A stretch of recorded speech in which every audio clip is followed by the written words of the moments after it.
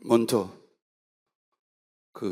주의해 주셔야 될 거는 빠졌다 참석했다 하시면 안 됩니다. 급한 어려운 상황이나 몸이 불편한 분들을 위해서는 실시간 방송을 하기로 결정을 내렸습니다. 그렇게 참여하실 수 있는데 여기 참석하시는 분들은 하실 수만 있으면 빠지면 집까지 찾아갑니다.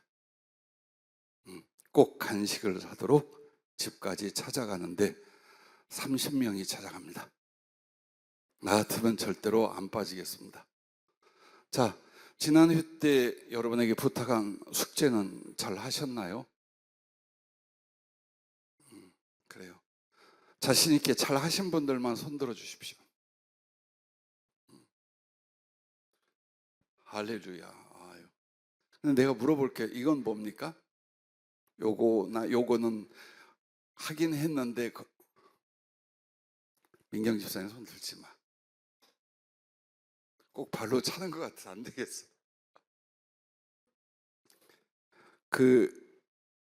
정독, 이독하는 건 계속 해주십시오. 못한 분들은 계속 해주시고 기필코 최소한 레위기를 마칠 때까지는 여러분이 수십독 하실 수 있도록, 그래서 여러분이 읽으시는 만큼 그 지혜와 연결의 범위가 커져요.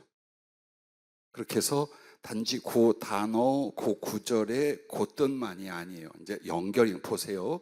성경이 이곳저곳을 연결하고 그래야 되니까 아마 27장까지 빠르게 읽으면 1시간 반 정도면 되고, 촘촘히 읽으시면 시간이 좀 걸렸겠죠. 이번 주에도 여러분에게 과제를 드립니다. 레위기 1장부터 7장까지 5대 제사법이 나옵니다. 5가지 제사에 대해서 나오는데 정확히 파악해 오십시오. 즉 어떻게 하는 건지, 즉 해석이나 영적 뜻은 몰라도 돼요. 근데 예를 들어서 번제는 어떻게, 속죄제는 누구누구 대상으로 어떻게, 무엇으로, 이런 식으로 해서 여러분이 충분히 읽어 오실 수 있기를 바랍니다. 자, 지난주는 그저 서론에 불과한 이야기를 나눴습니다.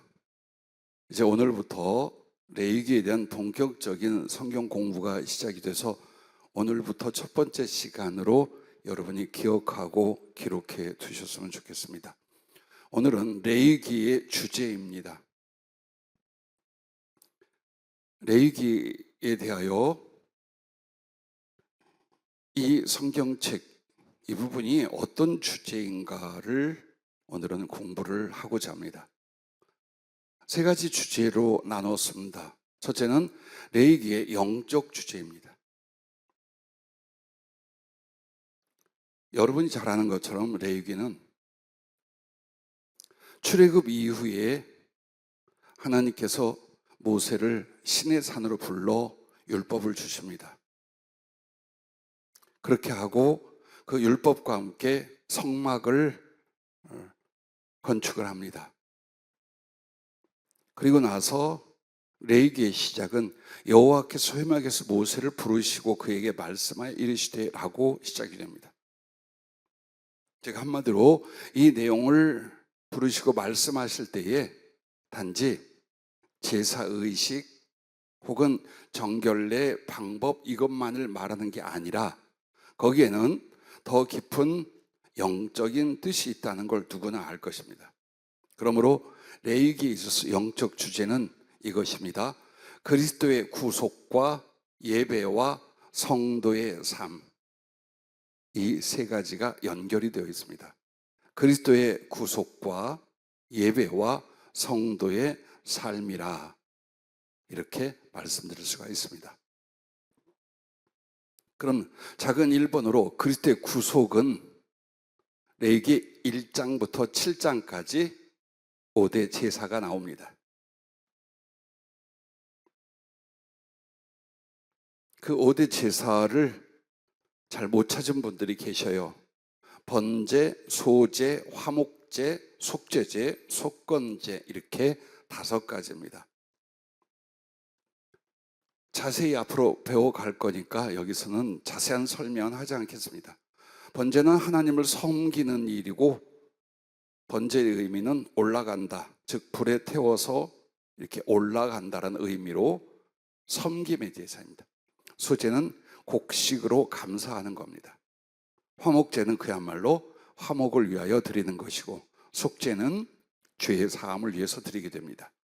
속건제는 죄를 용서해 주시되 갚아야 될 거 갚고 회복해야 될 거 회복하고, 바로 배상에 대해서, 속죄와 함께 배상에 대해서 말하는 것이 속건제입니다. 그러면 이 5가지 제사가 뭐냐? 그리스도께서 우리를 위하여 어떻게 구속을 이루시는가, 그걸 이야기해 주는 내용입니다. 예를 들어서 우리의 죄악을 위하여 속죄제물이 되시고, 또 하나님과 성도들과의 화목을 위하여 화목제가 되시고, 그리고 우리가 갚아야 될 순종이나 충성을 위한 속건제가 되시고, 그리고 항상 하나님을 예배하고 섬기는 번제가 되시기도 하고, 이런 식으로 그 5가지 제사는 예수 그리스도의 직접적인 구속에 대해서 우리에게 말씀하고 가르쳐주고 계십니다. 레위기 8장부터 10장까지는 제사 제도의 개시, 즉 시작이 됩니다. 실천적 시작인데, 제사장을 중심으로 해서 제사장들이 어떻게 그 제사를 지내고 임해야 되고 주의할 게 무엇인지 등등을 말합니다. 그런데 제사, 희생으로 드리는 제사만이 아니라 제사장, 대제사장 이들 또한 예수 그리스도께서 우리를 구원하시고 구속하시는 것을 나타냅니다. 그러므로 레위기 1장에서 7장까지, 그리고 8장에서 10장까지를 아우러 그리스도의 구속이라고 주제를 갖는 게 맞습니다. 즉 레위기를 공부하면 예수 그리스도를 통하여 어떻게 하나님 우리를 구속하셨는지를 아주 수백 가지로 배우고, 십자가의 복음이 여러분에게 분명히 설 것입니다. 그리고 첫째가 그리스도의 구속이 영적 주제라면 그 다음에는 예배라고 그랬잖아요. 역시 레위기 1장부터 10장까지 그 그리스도의 구속하고 같습니다. 즉 이 말은 그리스도의 구속은 곧 하나님께 대한 예배이셨습니다.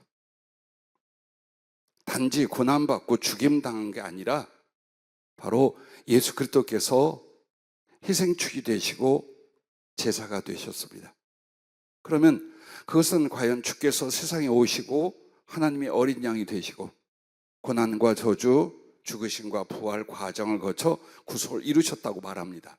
그러나 먼저 우리를 위한 구속 이전에 이것은 하나님에 대한 예배였습니다.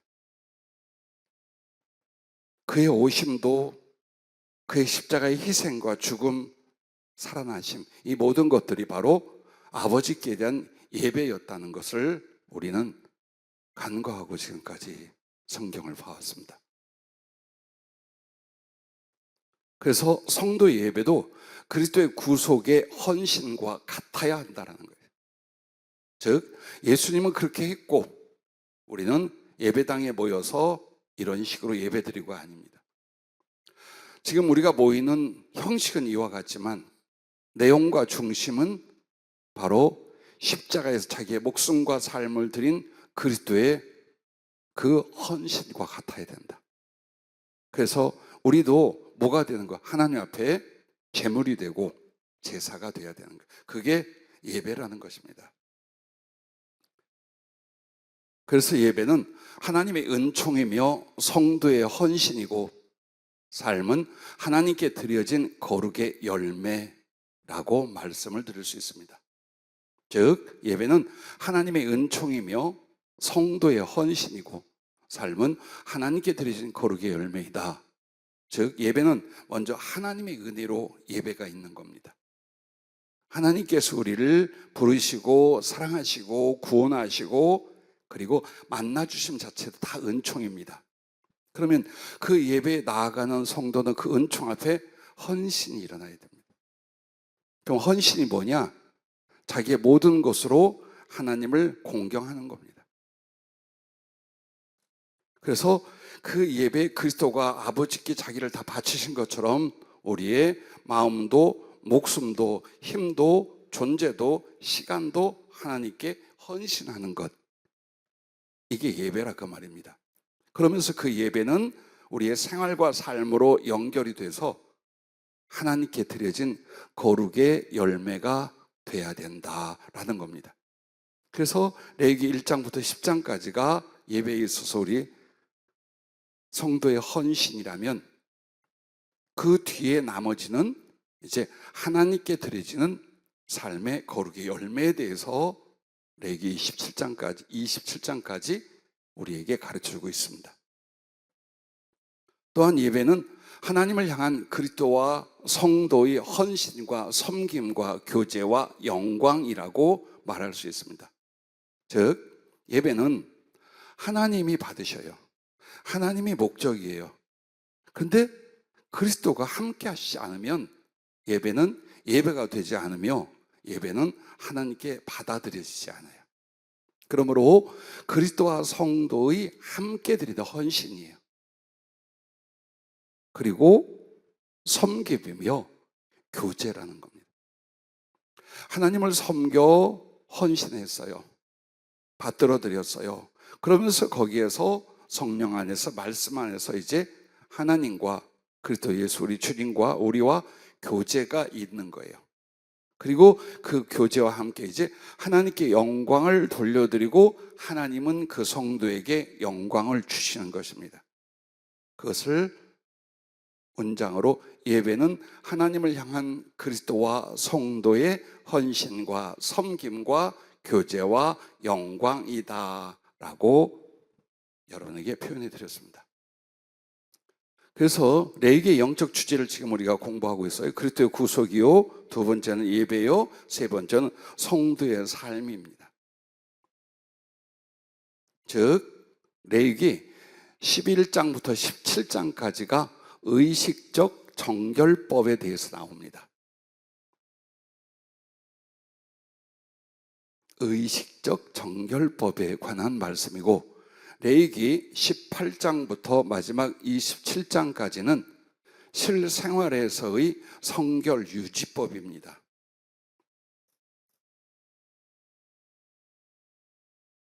즉 이 두 가지 주제는 성도의 삶은 끊임없이 하나님 앞에 성결해지고 하나님을 섬겨 사랑하는 것이다 라는 뜻입니다.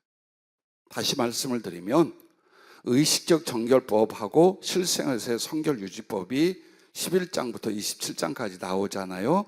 이것이 성도의 삶을 가리키는데, 성도의 삶은 곧 끊임없이 하나님 앞에 성결해지고 하나님을 섬겨 사랑하는 것, 즉 성결해지는 것이 신앙의 가장 중요한 부분이요, 그 성결해짐으로 말미암아 하나님을 섬겨 사랑할 수 있게 되는 것, 이것이 성도의 삶, 그리고 레위기 영적 주제의 세 번째 것입니다. 그러므로 레위기 영적 주제는 다시 말하면 그리스도의 구속과 예배와 성도의 삶이다, 이렇게 말씀을 드릴 수가 있습니다. 자, 두 번째는 레위기의 구원의 주제입니다. 첫 번째가 레위기의 영적 주제였죠. 두 번째는 레위기의 구원의 주제입니다. 그럼 구원의 주제는 뭐냐? 부르심입니다.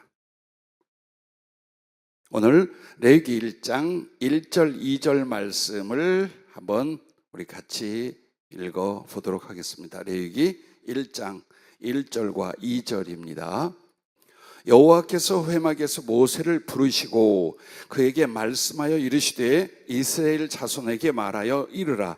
너희 중에 누구든지 여호와께 예물을 드리려거든 가축 중에서 소나 양으로 예물을 드릴지니라. 아멘. 자, 여기에서 이제 여러분이 레위기의 구원의 주제, 즉 레위기의 영적 주제가 있고 구원의 주제가 있고 그 다음에는 이제 성경 단어적 주제가 있어요. 근데 이 레위기의 구원의 주제에 있어서 부르심이 나옵니다.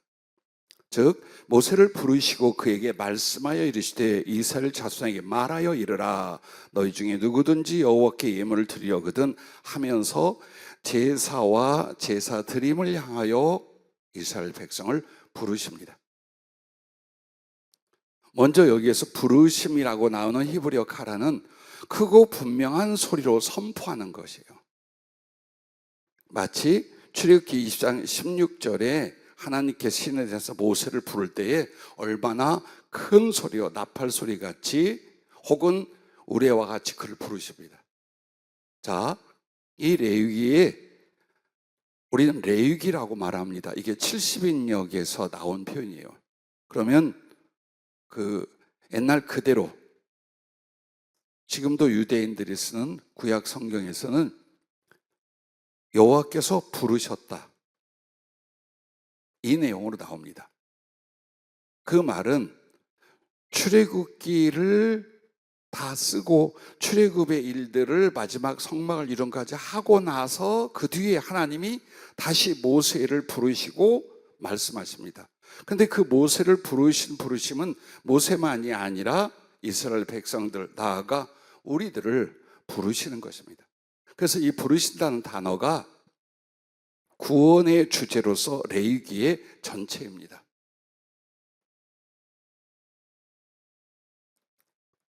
그러므로 여러분과 내가 잘 아는 이 부르심이라는 말을 우리가 어디서 많이 들었죠. 신약 성경에 부르심에 대해서 많이 나옵니다. 로마서 8장 29절부터 30절입니다.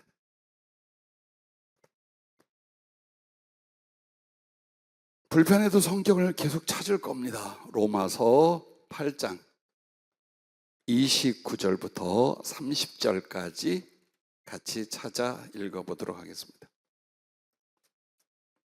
다음부터는 여러분에게 그 마이크를 틀 테니까 여러분이 찾아 읽어보시기 바래요.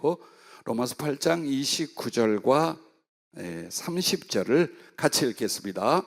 하나님이 미리 아신 자들을 또한 그 아들의 형상을 본받게 하기 위하여 미리 정하셨으니 이는 그로 많은 형제 중에서 맏아들이 되게 하려 하심이니라. 또 미리 정하신 그들을 또한 부르시고 부르신 그들을 또한 의롭다 하시고 의롭다 하신 그들을 또한 영화롭게 하셨느니라. 아멘. 이 로마서 8장 29절과 30절을 구원의 여정이라고 신학적 교리적으로 표현을 해요. 즉 구원의 여정이란 구원의 과정에 대해서 말하는 거예요. 시간적으로 순서적으로 우리에게 치자면 그 얘기를 하죠. 근데 어떻게 됩니까? 하나님이 미리 아신 자들이라고 말합니다. 즉 하나님이 우리를 미리 알았다는 건 우리가 육신을 입고 태어나기 전부터 하나님과의 사랑이 있었고 하나님은 우리의 존재, 중심, 미래, 그 행위까지 다 어때요? 사랑 안에서 알고 계시다는 겁니다. 그 미리 아신 자들을 어떻게 하려고? 그 아들의 형상을 본받게 하기 위하여 예수님처럼 되게 하려고, 이 말이에요. 예수님의 성품, 예수님의 부활, 예수님의 영광처럼 되게 하려고. 그래서 그 아들의 형상 곧 하나님의 형상이죠. 본받게 하기 위하여 미리 정하셨다. 그럼 이 정하셨다라는 게 뭘 말합니까? 예정이기도 하고 선택이기도 하고 함께 포함하는 표현입니다. 이는 그로 많은 형제 중에서 맏아들이 되게 하려 하심이니라. 또 미리 정하신 그들, 누구를 정했다고요? 주님이 미리 아신 자들. 뭘 알았다고요? 그의 존재와 영혼, 그리고 그의 앞날과 모든 것. 근데 그걸 통해서 누구? 하나님을 사랑할 자를 알았다는 거예요. 그게 28절에 나와요. 즉 28절 말씀에 우리가 알거니와 하나님을 사랑하는 자, 곧 그의 뜻대로 부르심을 입은 자들. 이 말로 유추해 보면 하나님이 미리 아셨다, 미리 정하셨다, 그리고 부르신 그들은 누구예요? 하나님을 사랑하는 자들, 즉 하나님을 사랑할 것을 주님 미리 알았다는 거예요. 그래서 그들을 구원의 백성으로 선택했다는 거예요. 그리고 나서 이제 어떻게 됩니까? 미리 정하신 그들을 또한 부르시고, 부르시기가 또 나오죠. 즉 한마디로 아무리 하나님이 미리 알고 정했어도 부르심이 없으면 구원은 없어요. 그 부르심으로 말미암아 여러분은 주 예수의 십자가 앞으로 하나님께로 나왔어요. 여기에서 구원과 사랑이 이루어지는 거지, 부르심이 없었다 그럼 나아갈 일이 없어요. 그래서 레위기에서 구원의 주제로서 이 부르심이라는 것이 그렇게 중요한 문제입니다. 자, 그 부르신 사람들을 어떻게 한다고요? 그들을 또한 의롭다 하시고 그들에게 죄사함과 믿음을 주시고, 그래서 하나님께 속한 의로운 자들이 되게 하고 의롭다 하신 그들을 또한 영화롭게 하셨느니라. 하나님의 자녀가 되며 하나님의 나라를 주시며 하나님의 형상이 되게 하니 과연 영화롭게 하나님의 형상으로 영광으로 존재하게 결국은 만드신다라는 말씀입니다.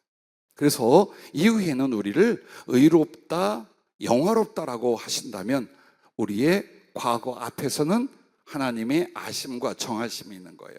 그래서 미리 알고 정하신 자들을 의롭다 하고 영화롭게 만들게 하여 뭐가 있었어요? 그 연결이 부르심이 있었던 거예요. 그래서 여러분 그 부르심을 태어나면서부터 예수님을 영접할 때까지 계속 부르심을 받은 거고, 부르심으로 말미암아 예수님 앞에 나와 여러분이 예수님을 영접한 게 아니라 예수님이 나온 여러분을 영접한 거예요. 그리고 이 부르심은요 계속해서 우리가 주님 앞에 하늘나라까지 이어져서 부르심이 결국 뭐가 되는 거예요? 구원을 위하여 불렀지만 그 뒤부터는 사랑과 교제를 위한 주님의 요청, 주님의 초대가 부르심으로 계속되는 거예요. 그게 레위기의 구원의 주제다라고 말씀을 드릴 수 있습니다.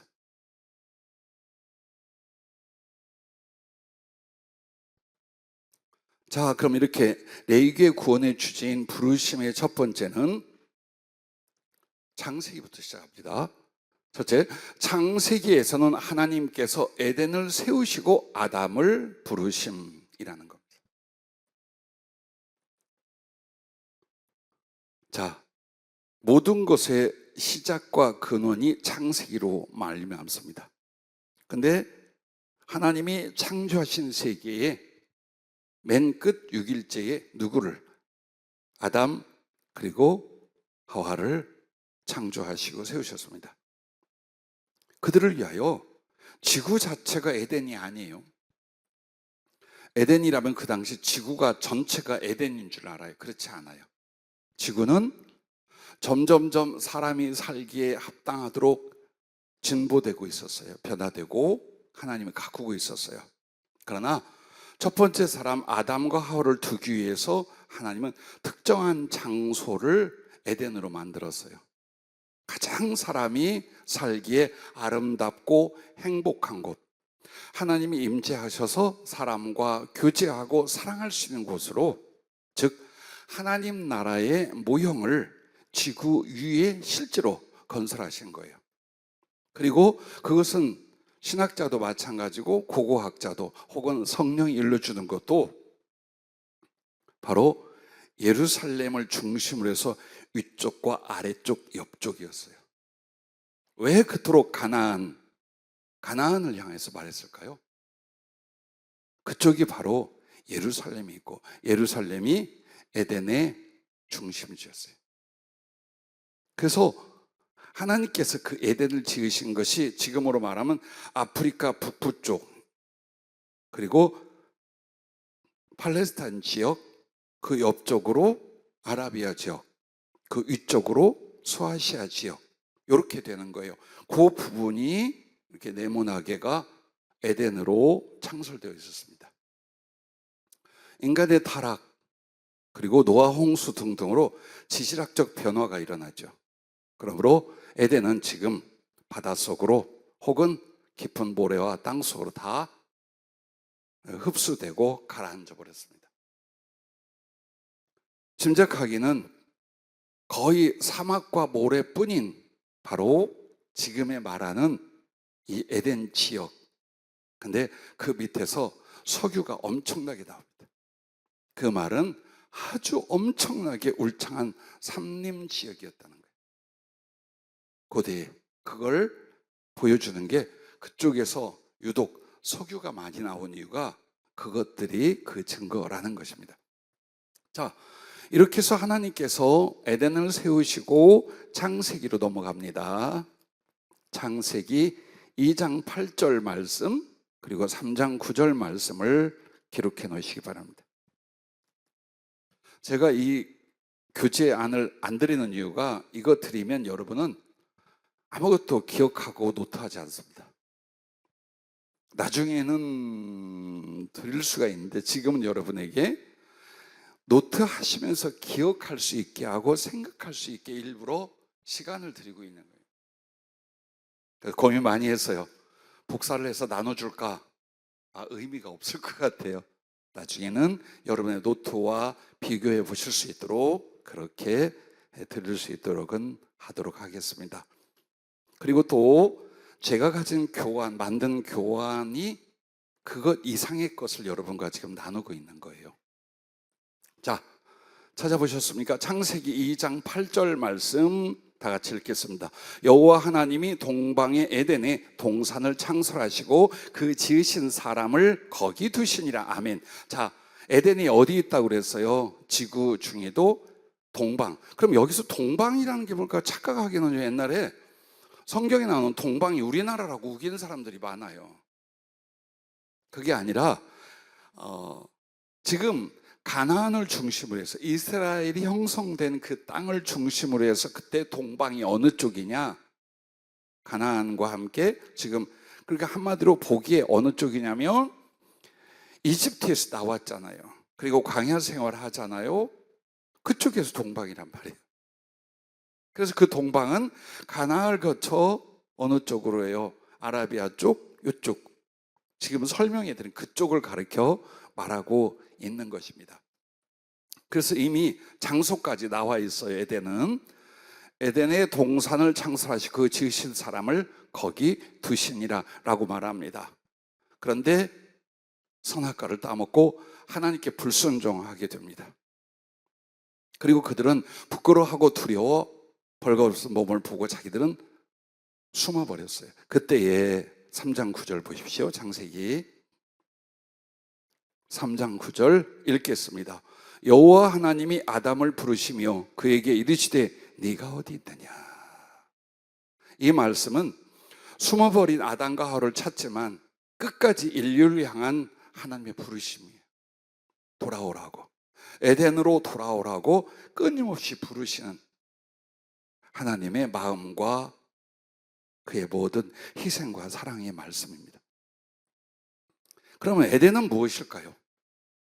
에덴은 조금 전에 말한 것처럼 땅 장소이기도 하지만 영적으로는 에덴은 곧 하나님의 성전이며 하나님의 나라입니다. 그리고 하나님과의 영원한 사랑의 교제를 의미합니다. 즉 에덴은 하나님의 성전이고 하나님의 나라이며 하나님과의 영원한 사랑의 교제를 의미합니다. 영적으로는. 그래서 하나님께서 여러분을 어디로? 하나님의 성전이요 그 나라로 부르시고, 그 나라로 부르신 이유는 하나님과의 영원한 사랑의 교제를 이루시고자 하는 거예요. 여러분과 내가 아주 감동적인 말씀이요, 창세기 3장 8절에 이렇게 말합니다. 그들이 그날 바람이 불 때에 동산에 거니신 여호와 하나님의 소리를 듣고 아담과 그의 아내가 여호와 하나님의 낯을 피하여 동산 나무 사이에 숨은지라. 여기서 이게 한글 번역으로는 그 의미를 다 몰라요. 바람이 불 때 동산에, 그러면 성령의 바람이 불어서 주님이 함께, 그게 아니라 여기서 바람이 분다는 건 선선하고 시원한 환경에 대한 표현이에요. 즉 해가 내리쬐기도 했겠죠. 근데 하나님이 뜨겁고 춥고가 무슨 상관이에요? 누구를 위하여? 사람인 아담과 하와를 위하여 가장 선선하고 사랑하고 교제하고 만나기에 좋은 때를 택하여 오신 거예요. 어떻게 하자고? 데이트하자고. 지금 데이트를 신청하고 사랑의 교제로 이 아담과 하와를 데리고 거기서 사랑하고 교제하고 즐길 거예요. 그러기 위해 찾아오셨어요. 그래서 에덴 동산은 사람을 어디 둘 데가 없어 둔 것이 아니에요. 즉 하나님과 가장 좋은 환경, 영적 상태에서 하나님을 직접 배우고 사랑하고 교제하고 같이 놀고 같이 지내고자 한 거예요. 그게 바로 하나님 나라예요. 그리고 하나님 나라 가기 전엔 여러분과 나에게 하나님과의 내가 하나님께 돌아가 회복되고 사랑의 교제를 할 곳이 어디예요? 성전이에요. 그래서 이스라엘에게 성전을 그 뒤에 짓게 하신 거예요. 즉 성막부터 시작을 하죠. 그래서 에덴은 하나님의 성전이며 하나님의 나라이고 하나님과의 영원한 사랑의 교제를 의미한다라는 것입니다. 그 다음에 두 번째는 출애굽기입니다. 출애굽기에서는 성막, 회막이라고도 하죠. 성막을 세우시고 이스라엘을 부르십니다. 자, 성막이란 말도 있지만 오늘 레위기에서는 뭐라고 나옵니까? 회막이라고 번역을 했어요. 그래서 여호와께서 1장 1절에 보면 회막에서 모세를 부르시고라고 말합니다. 그럼 왜 회막에서 부르셨느냐? 출애굽기에서 이 성막 회막을 완성을 해요. 그리고 여호와의 영광이 그 구름과 거룩한 불로 가득해요. 자, 이렇게 된 장면 그걸 생각하세요. 그리고 하나님께서 이제 이 성막, 이 성전에 들어올 수 있도록 제사를 통한 부르심을 레위기에 말하는 거예요. 그래서 출애굽기에서는 성막을 세우시고 이스라엘을 부르셨어요. 근데 이 회막이라는 말이 은혜가 있고 재미가 있는 말이에요. 자, 이 회막이라는 말은 오헬 모에드라는 히브리가 합쳐져 있는데 히브리어가 오헬은 이동식 천막이란 뜻이고 모에드는 약속된 만남이란 뜻이에요. 그래서 이것을 회막이라고 표현을 했지만 조금만 길게 말하면 하나님께서 이스라엘 백성들을 인도해 가실 때 그들을 만나 주시리라고 약속해 주신 만남의 장소라는 뜻이에요. 한마디로 하나님께서 만남의 약속을 주셔서 그 만나 주시는 장소가 회막, 성막이다, 그 뜻입니다. 그렇게 해서 출애굽기 40장을 보십시오. 레위기 1장 바로 전이죠. 출애굽기 40장에 40장 전체를 봐야 되지만 34절부터 38절까지 읽어보도록 하겠습니다.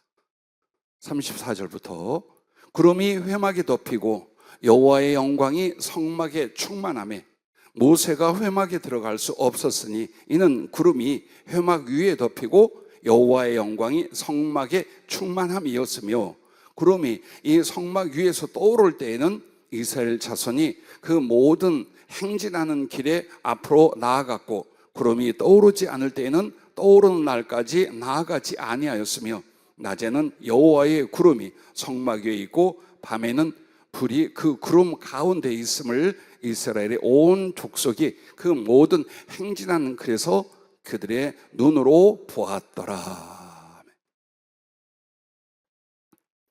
자, 출애굽기 이 마지막 40장의 34절 말씀에 보면 구름이 회막에 덮이고 여호와의 영광이 성막에 충만하매 모세가 회막에 들어갈 수 없었으니 이는 구름이 회막 위에 덮이고 여호와의 영광이 성막에 충만함이었으며. 여러분 궁금하지 않아요? 구름이 꼈는데 여호와의 영광이라고 어떻게 느낄까요? 자, 실제적으로 한번 생각해 보십시오. 나도 이거 못 풀고 있었던 거예요. 하나님의 그 성막을 다 완성하고 났더니 거기에 구름이 가득 덮였어요. 그리고 여호와의 영광이 성막에 충만함이었다. 자, 현상적으로는 구름이 덮였는데 여호와의 영광은 어떻게 나타날까요? 상상해 보셨어요? 자, 성경을 여러분이 읽고 공부할 때 거기까지 가야 돼요. 그냥 이렇게 써 있더라가 아니라 여호와의 영광이 어떻게, 그럼 여호와의 영광이란 말이 뭘까요? 그로부터 나오는 빛이에요. 너무 막 넓게 생각하지 말아요. 즉, 하나님이 임하셨구나라고 그의 실존을 분별할 수 있는 거룩한 빛이에요. 구름에 그게 있을까요? 그것을 얼마 전에 기도하는데 주님 보여주셔요. 해막에 이렇게 구름이 다 덮였는데 그 안에 번갯불 같은, 그러니까 고정되어 있는 불빛이 아니라 팍팍 터지는 듯 빛나는 그 불이, 타는 불이 아니에요. 빛의 불이 구름 안에 마치 여러분 장마나 비 올 때 구름 속에서 번개가 팍 치는데 순간적이 아니라 계속 있어요. 계속 툭툭 하고 나타나는 장면을 좀. 그리고 이것은 비유가 아니라 그 성막에 임재하신 쉐키나, 즉 여호와의 영광의 구름이 이와 같았다고 그걸 보여주신데 그 안에 거룩한 그 번갯불 같은 빛이요 쫙 나타나는 거예요. 그걸 보고 모세는 구름이 덮었는데 그 안에 여호와의 영광이 충만했다고 말하는 거예요. 이게 실제로 나타난 것을 기도하고 구할 때에 이렇게 보여주셨었습니다. 자, 이렇게 해서 성막을 출애굽해서 성막을 세우시죠. 그리고 거기로 어때요? 이스라엘을 부르신 겁니다. 그러면 이 성막은 하나님의 임재와 성전과 그리스도의 몸과 구속 사역이며 하나님 나라와 보좌를 의미한다라는 것입니다. 즉 성막을 지었어요. 그리고 이스라엘을 글로 부르셨죠. 그럼 그 성막이 무엇을 가리키느냐? 하나님의 임재가 먼저예요. 즉 하나님은 아무 곳에나 임하시고 나타내시지 않아요. 거룩하게 했고 거룩한 곳에 나타나셔요. 그래서 성막을 거룩한 방법과 내용으로 만들게 하시고 거룩하게 구별을 해요. 왜? 하나님이 거기 오시기 위해서. 그래서 성막은 하나님의 임재, 동시에 그것은 하나님이 오시기도 하지만 우리가 하나님께 예배하며 만나는 성전, 그리고 그 성막은 곧 그리스도의 몸이고 구속 사역이에요. 즉 제사만 그리스도의 구속 사역이 아니에요. 성막도 하나하나가 그리스도가 우리를 구원하시기 위하여 어떤 일을 하시는가가 자세히 나옵니다. 그러면서 동시에 성전은 에덴처럼 하나님의 나라와 하나님이 임하시니까 그 보좌를 의미하는 것입니다. 자, 이렇게 해서 창세기에서는 에덴으로 부르시고 출애굽기에서는 성막을 세우시고 부르시고, 이제 세 번째는 레위기에서는 제사를 인하여 하나님의 백성을 부르셨다라는 것입니다. 그게 오늘 레위기 1장 1절부터 2절의 말씀을 근거합니다. 자, 제사를 인하여 하나님의 백성을 부르셨습니다. 그러면 이 제사는 무엇인가? 제사는 그리스도의 구속과 성도의 믿음의 행함을 가리킨다는 겁니다. 그 두 가지를 다 가리킵니다. 즉 그 축들의 희생을 통하여 제사가 바로 그리스도의 구속이에요. 그 다음에는 이제 우리가 그 제물이 되는 거예요. 이게 뭐예요?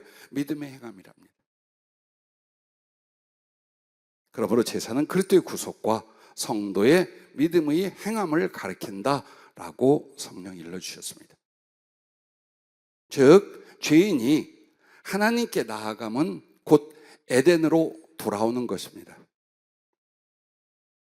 죄를 지음으로 말미암아 에덴에서 쫓겨났지요. 에덴을 잃어버리게 됩니다. 그럼 하나님은 그 아담을 찾으신 것처럼 아담과 그의 모든 후손, 하나님이 미리 아시고 정하시고 부르신 그 사람들을 이제 에덴으로 부르고 하나님 나라로 부르는 거예요.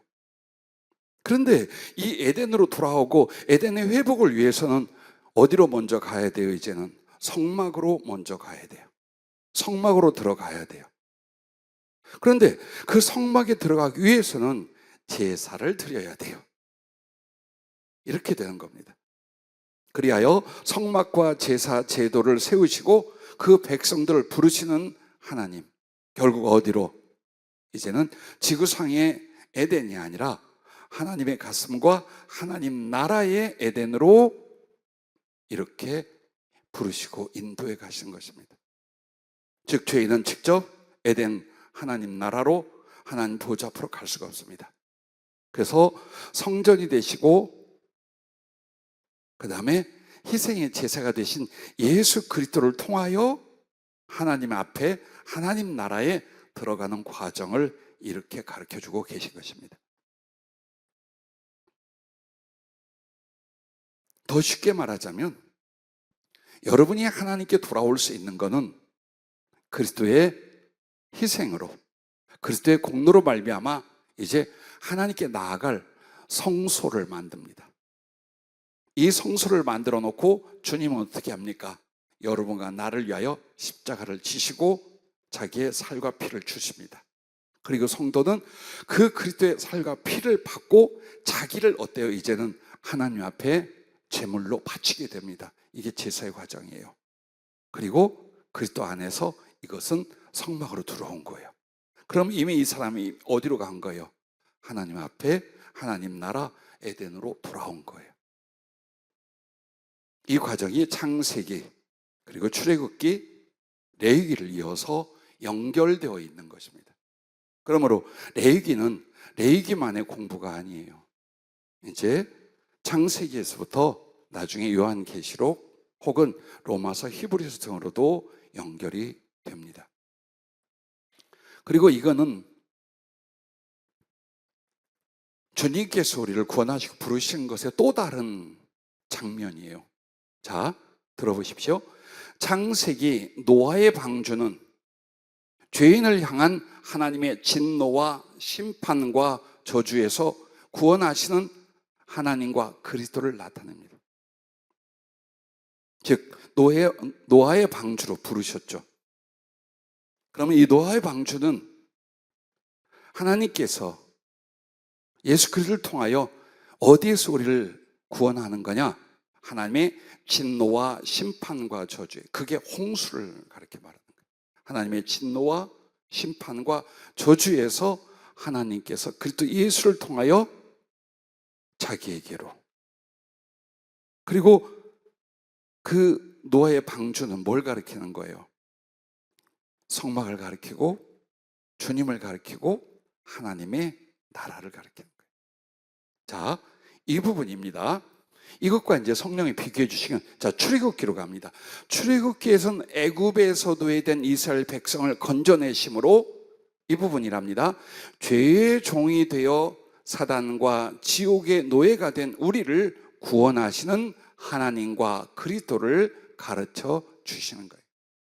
같은 구원이라도 노아의 방주와 홍수는 뭘 말하는 거예요? 하나님의 진노, 심판, 저주에서 하나님이 부르시고 건져내는 거라면, 최후께서 애굽의 종됐던 것은 그것은 죄의 종이 되고 사단과 지옥의 노예가 된 그 신분에서 하나님의 사람으로, 하나님의 자녀로 구원하시는 그 부르심이라는 겁니다.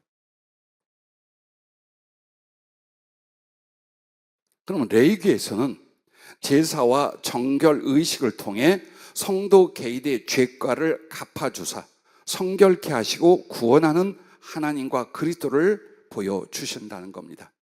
즉 하나님의 진노, 심판, 저주에서도 구원하시는 거고, 그 다음에 죄와 사단과 지옥에 노예된 존재의 신분에서도 건져주시는 거고, 그 다음에 레위기는 뭘 말하는가? 그럴 그 구속을 적용해서 죄가를 갚아주시고 성결케 하시는, 개인을 성결케 하셔서 구원해내는 거예요. 큰 주제로부터 레위기는 이제 어때요? 전체임을 동시에 한 사람 한 사람을 어떻게 주님이 그 죄에서 성결케 하여 하나님이 구원하시는가, 이걸 보여주시고 그걸 위하여 여러분과 나를 부르시는 것이다 라고 하셨습니다. 갑자기 느닷없는 질문 하나 할게요. 재밌습니까? 뒤쪽에서는 안 나와요 지금. 아마도 여러분이 재미없다고 말하면 제가 삐치거나 공부에 지장이 있어 말씀하신 것이라 생각이 됩니다. 자, 끝으로 이제 세 번째입니다. 지금 주제에 대해서 말하죠. 레위기의 영적 주제는 그리스도의 구속과 예배와 성도의 삶이고, 레위기의 구원의 주제는 부르심이고, 그 다음에 세 번째로 레위기의 성경 단어의 주제는 거룩이다 입니다.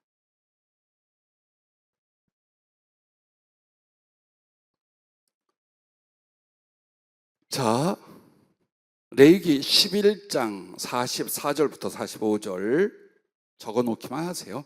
19장 2절, 20장 8절, 21장 7절, 하여튼 몇 가지 예를 드렸어요. 무려 90번, 90회 정도나 거룩이라는 단어가 사용되고 기록되어 있습니다. 그래서 레위기의 성경 단어, 성경의 직접적인 말씀으로 주는 주제는 거룩이 주제라는 거예요. 그렇다면 거룩이 무엇인가요? 그것만 설명드리고 오늘 공부를 끝내려고 합니다. 자, 우리가 제일 많이 듣기도 하고 쓰기도 하는 단어 중에 하나가 거룩이에요. 그렇다면 거룩은 과연 무엇일까? 다른 말로 하자면 구별되다라는 말이에요. 거룩이 무엇일까? 자, 첫째, 거룩이란 죄에서 그리스도의 십자가로 사함 받음이다. 즉 죄 사함을 받음이다 그 말입니다. 즉 믿음으로 의롭게 됩니다라는 것입니다. 죄에서 그리스도의 십자가로 사함을 받음으로 말미암아 그것을 믿는 믿음으로 의롭게 되는 것, 이것이 거룩의 첫 번째 표현입니다. 어떤 한 죄인이 자기 죄를 절대로 씻어낼 수도 없고 거룩하신 하나님과의 관계를 가질 수도 없어요. 그래서 하나님께서 주 예수 그리스도를 사람으로 보내시고 우리의 죄를 거기에 정하십니다. 그리고 그 죄를 담당하고 갚기 위하여 모든 저주와 고통과 죽음과 지옥을 당하십니다. 그리고 그리스도께서 이루신 그 십자가의 은혜, 죄 사함에 대하여 어떻게 말합니까? 믿으라고 하십니다. 그 믿음으로 말미암아 하나님이 나를 사랑하사 이렇게 구원하셨다. 그 구원을 위하여 우리 주 예수 그리스도께서 이렇게 하시고 부활하시고 오늘 그 그리스도는 말씀과 성령으로 우리에게 그 은혜를 주고 계시다. 바로 이걸 믿는 거예요. 그래서 믿음으로 의롭게 되는 것이 뭐냐? 첫 번째 거룩입니다. 그게 거룩하게 되는 겁니다. 즉 한마디로 여전히 죄 가운데서 하나님을 거역하는 세대로부터 어떻게 된 겁니까? 구별되어 하나님께 속해지는 거예요. 이게 믿음으로 의롭게 되는 거룩입니다. 찾아보겠습니다. 어디에 나오는지. 로마서로 갑니다. 신약성경 로마서 3장 19절부터 28절입니다.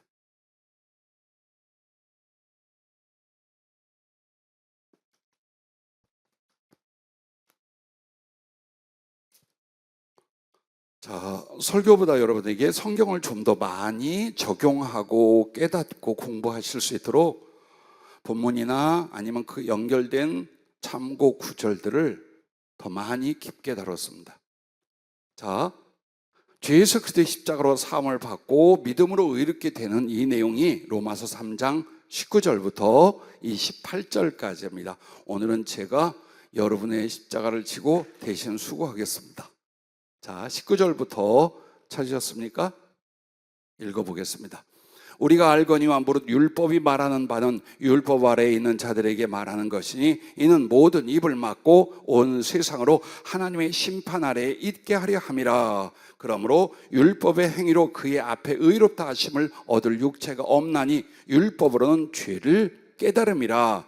자, 이 말씀에서 하나님의 율법이란 뭐냐면 뭐가 의이고 뭐가 죄인가를 갈라놓고 가르친 성경 말씀이 율법입니다.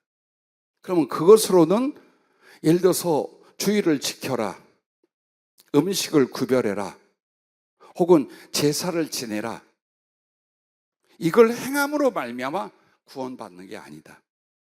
행여라도 그런 말씀을 주셨다면 그런 말씀을 주신 하나님께서 믿음으로 말미암아 그것을 행할 때 그 믿음을 보고 하나님이 구원하시는 거지, 율법은 죄가 드러나 입을 막혀, 즉 내가 죄가 뭔지 몰랐습니다, 나는 죄가 없습니다 라는 입을 막아버리려는 거라고요. 그게 하나님이 주신 율법이라는 거예요. 즉 율법이란 내가 하나님 앞에 어떤 죄인인가를 깨닫게 하고 그 죄의 정죄로 말미암아 내가 받을 심판과 진노와 저주와 결과가 뭔가를 가르쳐준 내용이에요. 근데 그 내용을 내가 행위로, 종교적인 행위를 한다고 해서 하나님 앞에 의롭게 되거나 구원받는 게 아니다. 자, 그렇게 말씀하시면서 21절을 더 읽어보면 이제는 율법 외에 하나님의 한 의가 나타났으니, 그럼 하나님의 한 의가 나타났다는 건 하나님도 의로운 행위를 하셔서 우리에게 의로움을 준다라는 거예요. 그런 일이 일어났다라는 거예요.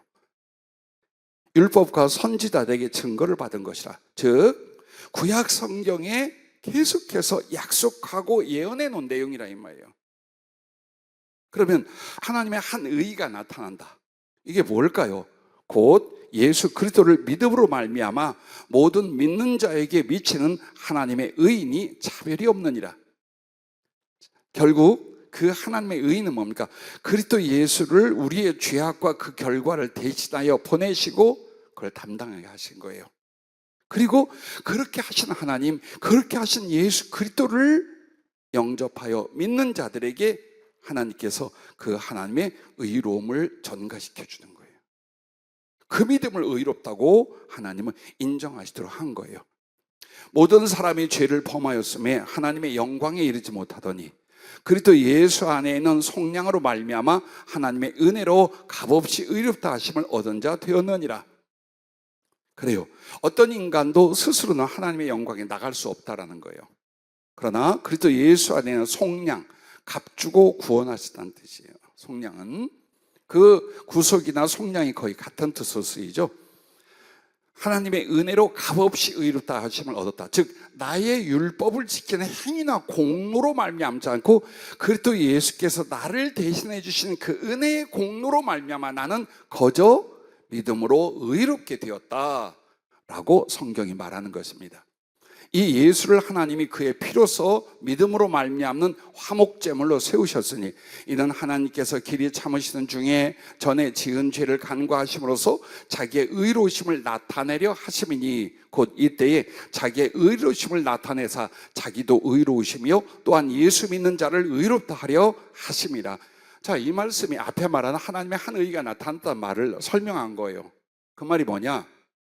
자, 여러분에게 예를 들을게요. 김경자, 너 나 마음에 들어. 그래서 너 죄 없는 걸로 해주마. 죄인인데 하나님이 그랬어요. 너 이쁘니까 마음에 드니까 너 죄 없는 걸로 해. 그때 이제 우리 변순이 사모님, 나는요, 너 마음에 안 들어. 너 죄 많잖아. 그러면 하나님이 어떻게 한 거예요? 불의를 행한 거예요. 불의한 거예요. 옳지 않잖아요. 그러면 여기서 말하는 하나님의 의의는 뭐냐? 죄인에게는 반드시 죄값을 치르게 하는 거예요. 거기에 따르는 하나님의 저주와 진노와 형벌이 따르는 것이 의로움이에요. 하나님의. 그게 정의야, 한마디로. 그런데 여러분을 용서해 줘야 돼요. 여러분의 죄를 없다 해줘야 돼요. 근데 만약 하나님이 자기의 주권으로 다 죄 없어지되 없는 걸로 하자 라면 하나님은 자기 의와 율법에 대하여 범하게 되시는 거예요. 불의를 행하는 거예요. 그럼 어떻게 해야 돼요? 여러분의 죄를 없이 하여 주려면 여러분의 죄가를 대신 누군가가 뒤집어 써야 돼요. 그게 하나님의 구원의 율법 속에 있어요. 배석해 주는 게. 그런데 그 존재는 자기 죄가 없어야 돼요. 인간 중에는 없어. 그래서 하나님이 그 아들 예수 그리스도를 사람이 되게 하사 이 땅에 보냈어요. 어떻게? 하나님의 신분이지만 연약한 육신을 가진 인간으로, 하나 죄가 없이. 왜 죄가 없이를 성경에 강조했느냐? 당신의 죄로 인해 죽는 건 남을 위한 죽음이 될 수 없어요. 그러나 완전한 의로운 하나님의 아들 예수께서 여러분이 되어서 여러분의 죄악을 자기가 뒤집어 쓰게 한 거예요. 하나님이 이걸 하셨어요. 그래서 그렇게 하시는 하나님의 은혜를 믿는 여러분도 의롭다 하고, 이렇게 그 구원과 의를 만들어 놓으신 하나님의 행위도 의롭게 하셨다는 거예요. 그걸 말하는 거예요. 그래서 여러분을 용서하고 구원한 하나님도 불의하고 대충 적당히 한 게 아니다. 의를 지켜 그것을 감당하셨다. 그렇게 해놓으시고 이제 여러분에게 죄사함과 의를 선포할 때에 그것을 믿는 여러분에게도 그 의를 주는 게 어때요? 그것도 정의다 이거야. 올바른 하나님의 뜻이고 행위시다 이 말이에요. 그래서 그렇게 하시는 하나님을 믿는 여러분도 의롭고, 그렇게 여러분에게 의를 주게 하여 그리스도 예수에게 모든 걸 짊어지게 하신 하나님도 의로움, 의를 행하신 안에서 우리를 구원했다. 그걸 말하는 겁니다. 그런즉 자랑할 데가 어디냐? 있을 수가 없느니라. 무슨 법으로 행위로냐? 아니라 오직 믿음의 법으로니라. 그러므로 사람이 의롭다 하심을 얻은 것은 율법의 행위에 있지 않고 믿음으로 되는 줄을 우리가 인정하노라. 그래서 여러분이 죄에서 그리스도의 십자가로 사함을 받아 그것을 믿음으로 의롭게 되는 게 여러분에게 있어서 첫 번째 거룩이요. 그 거룩은 하나님을 거역한 죄인의 물이 세상으로부터 여러분이 어때요? 구별되어 하나님께 속하게 된 겁니다. 자, 이렇게 이제 거룩이 시작이 됩니다. 그러나 두 번째 이제 봅니다. 거룩이란 심령과 삶을 세상과 죄에서 분리하여 하나님께 드림이다. 아무리 예수님의 공로가 있고 그걸 믿는다 할지라도 여전히 그 마음과 삶이 세상적이고 죄악되다. 그걸 거룩이라고 말하지 않죠. 또한 구원에 이르렀다고도 말하지 않아요. 예수 그리스도의 십자가와 그 은총을 믿음으로 의롭게 되는 것은 한순간의 믿음이 아니에요. 그 믿음은 무엇으로 연결되는 거예요? 나의 심령과 삶을 이제 더 이상 세상적이고 죄된 것으로 살게 아니하고 거기로부터 분리하는 거예요. 즉 세상과 죄에 대해서 죽고 하나님에 대해서는 살아나게끔 사는 거예요. 그렇게 해서 세상과 죄에서 분리하여 하나님께 자기를 드리는 생활, 이게 바로 거룩이에요. 이걸 로마서에서 계속 지지하여 말씀합니다. 로마서 6장 3절부터 14절입니다. 로마서 6장 3절부터 14절입니다.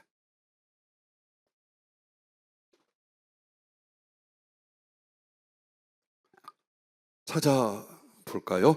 로마서 6장 3절부터 14절까지 함께 읽도록 하겠습니다. 무릇 그리스도 예수와 합하여 세례를 받은 우리는 그의 죽으심과 합하여 세례를 받은 줄을 알지 못하느냐? 그러므로 우리가 그의 죽으심과 합하여 세례를 받음으로 그와 함께 장사되었나니 이는 아버지의 영광으로 말미암아 그리스도를 죽은 자 가운데서 살리심과 같이 우리로 또한 새 생명 가운데서 행하게 하려 함이라. 만일 우리가 그의 죽으심과 같은 모양으로 연합한 자가 되었으면 또한 그의 부활과 같은 모양으로 연합한 자도 되리라. 우리가 알거니와 우리의 옛사람이 예수와 함께 십자가에 못 박힌 것은 죄의 몸이 죽어 다시는 우리가 죄에게 종노릇하지 아니하려 함이니 이는 죽은 자가 죄에서 벗어나 의롭다 하심을 얻었음이라. 만일 우리가 그리스도와 함께 죽었으면 또한 그와 함께 살 줄을 믿노니 이는 그리스도께서 죽은 자 가운데서 살아나셨음에 다시 죽지 아니하시고 사망에 다시 그를 주장하지 못할 줄을 알미로라. 그가 죽으심은 죄에 대하여 단번에 죽으심이요 그가 살아계심은 하나님께 대하여 살아계심이니 이와 같이 너희도 너희 자신을 죄에 대하여는 죽은 자요 그리스도 예수 안에서 하나님께 대하여는 살아있는 자로 여길지어다. 그러므로 너희는 죄가 너희 죽을 몸을 지배하지 못하게 하여 몸의 사욕에 순종하지 말고 또한 너희 지체를 불의의 무기로 죄에게 내주지 말고 오직 너희 자신을 죽은 자 가운데서 다시 살아난 자 같이 하나님께 드리며 너희 지체를 의의 무기로 하나님께 드리라. 죄가 너희를 주장하지 못하리니 이는 너희가 법 아래에 있지 아니하고 은혜 아래에 있음이라. 아멘. 예, 세례가 그걸 대신 말해주는 거죠. 여러분과 내가 예수님의 십자가를 보면서 죄사함을 말합니다. 그런데 그 예수님의 십자가 자체가 아니에요. 그 십자가에 나를 연합할 때예요. 죄사함의 효과, 구원의 역사는 그리스도와 나를 여러분의 믿음 안에서 하나로 여겨야 돼요. 즉 그리스도의 그 나를 위하여 죄를 지고 십자가를 지신 것은 나의 죄됨과 지난날의 죄인의 삶을 예수님과 함께 못 박았다. 예수님과 함께 죄에 대해 죽었다. 그분이 살아나신 건 내가 이제 의에 대하여 하나님만을 사랑하고 순종하는 삶에 대하여 살아난 것이다. 이 인식과 믿음과 삶의 실천이 있어야 된다는 겁니다. 그래서 심령과 삶을 세상과 죄에서 분리하여 하나님께 드립니다. 언제까지? 계속 쭉입니다. 그리고 이제 마지막 14절에 죄가 너희를 주장하지 못하리니 이는 너희가 법 아래에 있지 아니고 은혜 아래에 있습니다. 이 말은요, 여러분이 죄가 끝내 죄의 종이 되고 죄로 인하여 무너지지 않을 것이다란 말이에요. 왜? 그냥 자의로 율법을 지키려 한다면 너네는 무력하고 죄에서 못 벗어난다. 그러나 이제는 은혜가 뭐냐? 그리스도 예수의 은총을 입혀주고 이 효과를 이루게 하여 성령을 주신 걸 가르쳐 말하는 거예요. 그래서 성령님 어떤? 여러분을 정죄하거나 저주가 없도록 생명의 성령의 법 아래로 들어갔다는 말과 같은 말이에요. 즉 여러분은 생명의 성령의 법으로 살아가는 사람이지 율법으로 말미암아 너 그거 죄야, 넌 죽었어, 넌 지옥이야가 이젠 여러분에게 소용이 없다는 거예요. 그리고 그 진리 가운데 성령은 여러분에게 죄에 머물러 있지 않게 한다는 거예요. 비록 우리에게 죄성도 있고 실수나 죄가 있을 수 있어요. 그런데 은혜 아래에 있고 성령 아래에 있는 사람은 어떻게 됩니까? 반드시 그걸 어때요? 극복하고 회개하고 변화되기 시작을 합니다. 그러나 단지 자기의 힘으로 율법을 지켜보는 사람은 절대로 죄사함 속에서 죄를 이길 수 없고 벗어날 수 없다는 거예요. 자, 이것이 두 번째 거룩의 단계예요. 세 번째는 거룩이란 그리스도를 닮아가는 영혼의 장성함이다라는 거예요. 자, 죄나 이 세상 것만 버리고 있는 것이 아니에요. 이제는 이 거룩이란 어때요? 예수님을 닮아가는 영혼의 성숙, 영혼의 성장이 일어나는 거예요. 이게 이제 거룩으로 점점점 더 깊이 있는 거룩으로 더 성숙하고 온전한 거룩으로 나아가는 모습이에요. 말씀은 에베소서 4장 15절입니다. 에베소서 4장 15절 말씀 찾아보시기 바랍니다.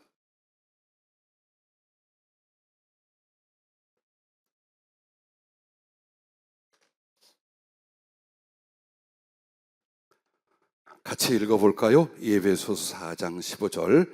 오직 사랑 안에서 참된 것을 하여 범사에 그에게까지 잘할지라 그는 머리니 곧 그리스도라. 할렐루야. 자, 보십시오. 예수님의 성품, 예수님의 인격, 예수님의 삶을 향하여 여러분의 영혼은 자꾸 배우고 닮아가는 거예요. 이렇게 해서 성장해가는 그 영혼의 모습이 바로 거룩을 더 온전히 이루어가는 거다. 그걸 말씀하고 있는 것입니다. 그런데 어떻게 하는 게 그리스도 예수 우리 주님의 성품과 삶을 닮아가는 거냐? 오직 사랑 안에서 참된 것을 하여, 이 부분입니다. 즉 하나님 사랑, 영혼 사랑을 진실하게 실천하는 것이 바로 예수님을 닮아가는 영혼의 성숙을 이룬다. 이걸로 일어나게 된다. 즉 한마디로 사랑이 거룩이다 그 말이에요. 자, 죄를 짓지 않는 것을 의라고 합니다. 그런데 그 의보다 더 큰 거룩이 뭐냐? 하나님 사랑, 영혼 사랑입니다. 그래서 의는 죄를 짓지 않는 의는 소극적인 의라면 사랑은 적극적인 의입니다. 한마디로 더 완성, 그리스도 예수 우리 주님의 그 사랑을 이루는 사람은 율법을 완전히 이룬 사람이라고 로마서에도 말하는 겁니다. 그래서 즉 한마디로 주님 사랑, 영혼 사랑은 점점 예수님을 닮아가는 영혼의 장성함이요 거룩의 최고봉이 되는 거예요. 그래서 여러분이 나는 그래도 말이야 그렇게는 안 살아, 이걸 거룩이라고 생각하지 말라는 거예요. 이제는 어떻게 해야 돼요? 그걸 넘어서서 주님을 사랑하는 것과 영혼들을 사랑하는 심령, 성품, 삶을 주님을 닮아 더욱 깊게 넓게 만드는 거예요. 이게 거룩의 본질이고 거룩한 영혼이 되는 거예요. 이걸로 여러분은 구원과 함께 하나님께 받을 상과 복, 영광이 결정이 돼요. 그래서 여러분에게 설교 중에 늘 말하죠. 자기 이익이나 자기 욕심으로 살지 마라. 정말 멍청한 그리스도인이 그렇게 사는 거다. 사랑이라는 게 생명과 같고 사랑이라는 게 하나님과 나 사이에서 모든 것이다 이 말이에요. 그걸 알고 어떻게 해서 생각, 인품, 관계, 삶, 그 삶의 소망 등등을 더 사랑하려고, 주님을 사랑하기에 영혼들을 더 진실하게 사랑하려는 그 노력과 수고가 여러분을 가장 성숙한 거룩한 하나님의 사람이 되게 한다. 그걸 말씀하고 있는 것입니다. 마지막 네 번째는 그리하여 결국 모든 죄를 벗고 하나님과 영원히 연합함이다. 그게 거룩이에요. 즉 여러분이 죽어서 하늘나라 가는 거예요. 그래서 악자같이 안 죽으려고 애쓰지 말아요. 안 죽으려고 애쓰지 말고 아름답게 살려고 하세요. 그리고 멋지게 죽으려 해야 돼요. 왜? 그 마지막 죽음이 주님께서 우리를 거룩하게 만드는 마지막 은혜야. 최종적 은혜예요. 그래서 어떻게 죽느냐가 여러분이 정말 하나님 앞에 얼마나 거룩한 사람, 충성되고 사랑하는 사람이 되는가에 마지막 도장을 찍는 장면이에요. 그래서 여러분이 저 삶의 미련 갖고 안 죽어야지, 조금 더 낫게 살아야 할 게 아니라 이 사는 동안 내가 어떻게 하나님의 사랑을 이루고 죽을 때에 얼마나 더 사랑 이루어서 죽을 거냐. 그러므로 거룩함과 온전함에 이르러 내가 하나님을 만나리라. 언젠간 여러분과 나에게 이 시간을 줄 거예요. 그토록 사랑하고 집착했던 죄성, 세상적 기질, 얄팍함 끝내는 싹 뿌리채 뽑는데 그게 육을 탈락시킬 때예요. 그리고 여러분의 영혼은 육체로 말미암은 어떤 죄성도 거룩하지 못한 것도 더 이상 붙잡혀 가지 않아요. 그때는 다 소멸되게 되어 있어요. 그래서 하나님 나라는 어떤 곳이냐? 죄가 아닌 것은 다 허용되고 사용하고 누릴 수 있는 곳이에요. 계시록 22장 3절부터 5절을 마지막으로 보겠습니다. 요한계시록 22장 3절부터 5절까지 찾아봐 주십시오.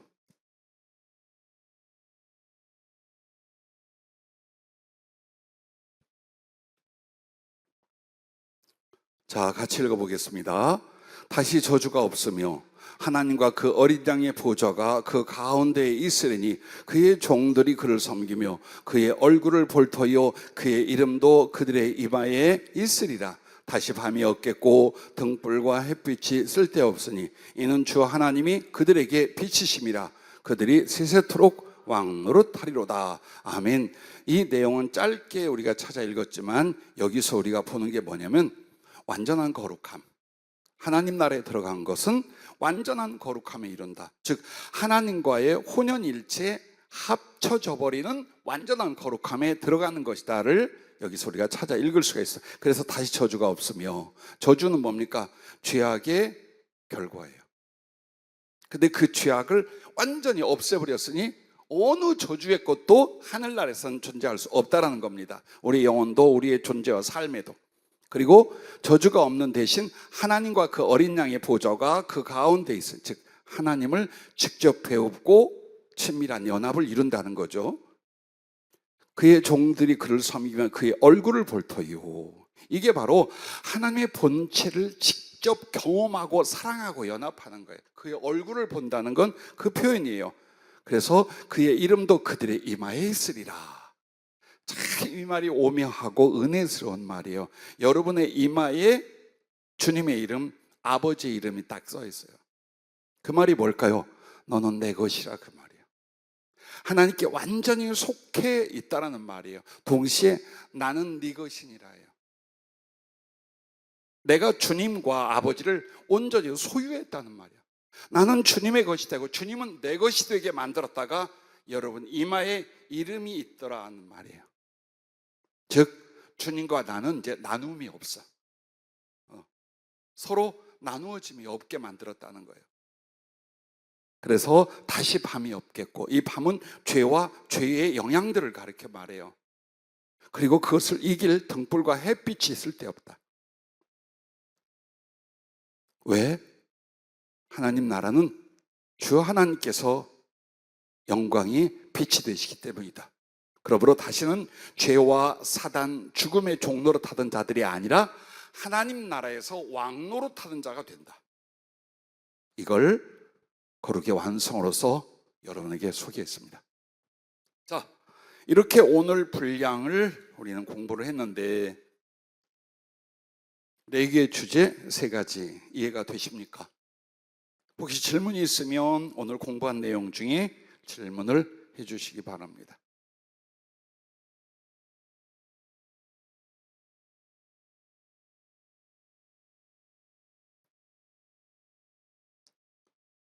그러므로 레위기는 제사에서부터 계속해서 거룩을 말합니다. 성결과 거룩에 대한 표현이 나오죠. 그것은 구체적으로 이렇게 하라 저렇게 하라는 율법이지만 결국엔 오늘 이 4가지에 대한 표현입니다. 거룩이란 레위기에서 말하는 마지막 부분에 그와 같습니다. 그리고 여러분이 어쨌든 레위기를 계속 읽고 공부하시면 이 주제들이 더욱 이해가 잘 될 거예요. 그리고 여러분은 이제 이런 제자들이 되셔야 됩니다. 가르쳐주고 말고 다른 성경과 연결하며 많은 걸 여러분이 어때요? 찾고 깨닫고 획득하고 나중에는 전할 수 있는 그런 은혜의 정보력들을 갖게 되셔야 돼요. 어째 성령의 도우심으로 이걸 우리가 공부합니다만은 다라고 하겠어요. 어마어마한 분량과 연결된 하나님의 말씀과 지식들이 있을 거예요.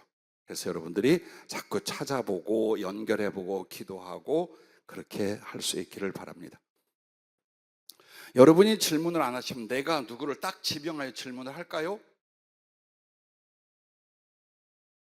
누가 아멘 하실 것 같은데 손 들어봐요. 내가 하게. 이상하다. 분명히 들렸는데 아주 조용하고 예쁘장하게 아멘 그랬는데 예 조금 전에 그 목소리는 아닌데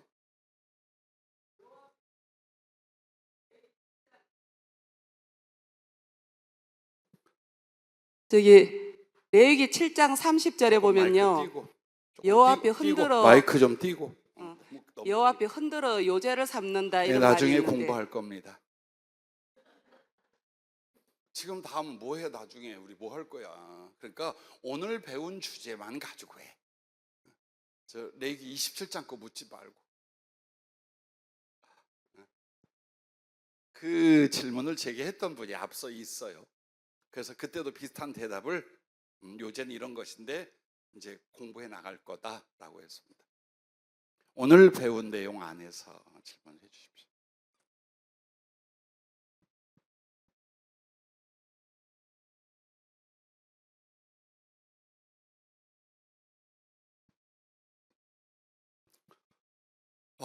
죄송합니다. 여러분 이렇게 숙인 머리에 흰머리가 시작하기 전보다 지금 꽤 많이 났어요. 보니까 반짝반짝 흰머리들이 나네. 막 머리에서 열이 팍팍 나고 이제 본문도 중요하지만 본문을 어떻게 설명하는가를 잘 보십시오. 그래서 연결된 구절들과 그 내용의 의미를 성경적으로 충분히 여러분 더 이해를 하세요. 지금 이 내용이 또 녹화되니까 가셔서 한 번 더 공부하시면 아주 명확할 것 같습니다. 혹시 오늘 배운 내용에 대한 질문이 없으면 오늘 설교 중에 혹시 여러분이 이거 이해가 안 가더라, 혹은 조금 더 깨닫고 싶더라 하는 내용이 있습니까? 오전 설교 중에.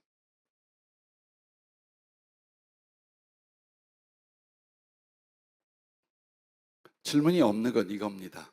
완전히 다 이해했다, 아니면 아무것도 모른다.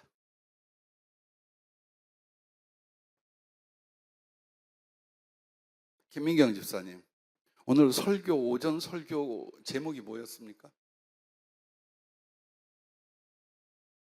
노트에 써 있다고?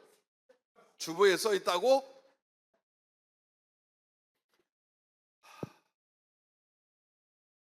내가 가끔 느닷없이 이제 그 말씀 전한 내용을 이렇게 묻잖아요. 대부분 대답이 나와요. 잠깐만요. 자기 머리에 있고 마음에 있으랬지, 노트에 있으면 뭐해? 가서 보지도 않을 건데.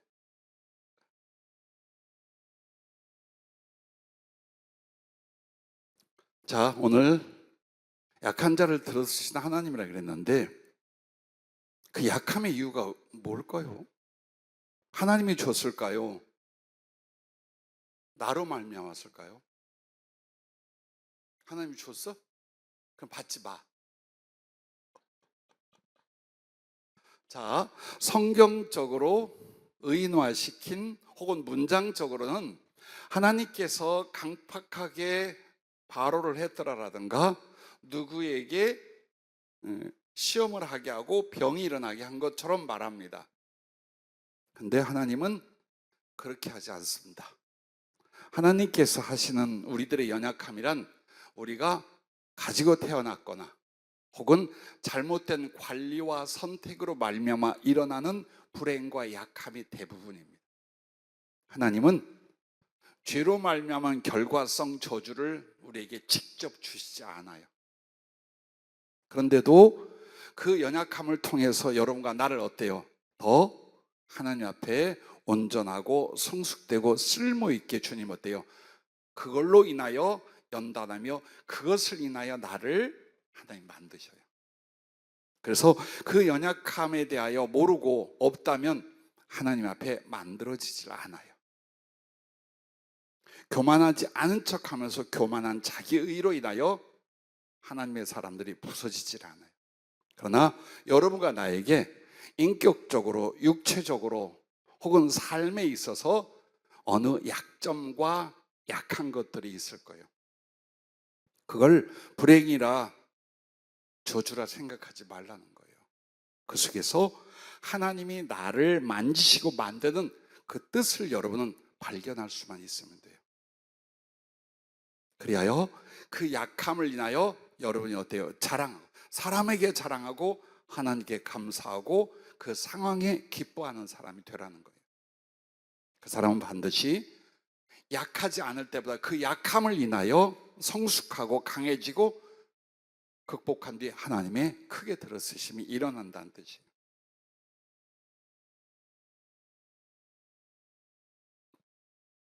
대신 이건 안 됩니다. 8월달 성령님이 주신 주제가 여러분에게 치유하는 생명나무 잎사귀들이 되라라고 했는데, 이미 어느 정도 기도하다 성령께 받은 정보가 있어요. 심령과 여러분의 육체적 건강, 체력 관리에 대한 부분이 있어요. 그리고 또 그것을 어떻게 이제 다른 사람에게 우리가 도울 수 있는가에 대한 것이 아마 8월의 주제가 될 거예요. 여러분이 관리 안 하고 약하다 하면 안 돼요. 아무렇게나 내던져 놓고 난 이게 나의 연약함이야 하면 안 돼. 그건 불충이야. 그러나 내 스스로 감당할 수 없는 나의 아픔, 궁핍, 단점, 실패, 질병,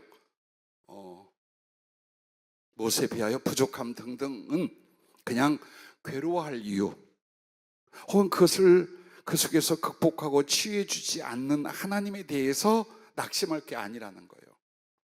이 과정을 통해 하나님은 우리에게 아주 소중한 것, 거룩한 것, 쓰실 수 있는 것들을 장착시켜요. 그래서 여러분은 항상 하나님의 말씀과 그 섭리를 깨닫는 것이 제일 중요해요. 그리고 거기에 맞춘다면 나의 약함이 은혜였다는 걸 우리가 알게 된다. 그게 오늘 설교의 주제였었습니다. 제가 가끔 이렇게 간추려서 말해보라고 할까요?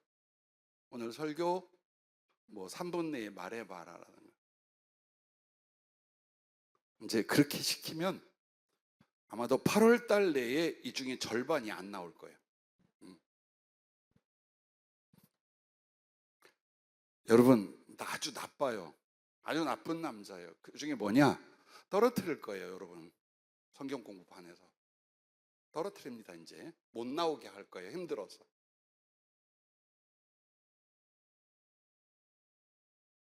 뒤로 빠지고 안 나오려고 할 거예요, 이제 분명히. 그렇게 만들 겁니다. 놀라지 마세요. 그 말은 그만큼 여러분에게 특별한 훈련과 특별한 말씀의 사람이 되게 하려고 한다는 뜻이에요. 대충 적당히 하지 말자고요. 즉 우리가 예배도 못 드리는데 성경 공부라도 해야지, 이거 아니에요. 여러분이 아실 거예요. 예배 중 설교하고 우리가 말하는 심화 성경 공부의 차이가 뭔가, 혹은 필요성이 뭔가에 대해서 여러분이 지금 알아가고 계셔요. 다음 주는 아마도 번제에 대한 이야기로 들어가겠죠. 그럼 또 거기서 우리가 알고 있던 것 그 이상의 것들로 성령께서 말씀을 풀고 연결을 하고 그렇게 은혜를 주실 줄로 압니다. 기도하겠습니다. 진리의 하나님, 말씀의 주님께서 우리에게 그 말씀을 주시고 풀어주시며 깨닫게 하시며 적용할 수 있도록 믿음과 은혜 주시는 것을 감사합니다. 레위기를 통하여 못 본 것을 보게 하시고 알지 못한 것을 알게 하시고 행하지 못한 것을 행할 수 있는 저희들이 되게 하여 주시옵소서.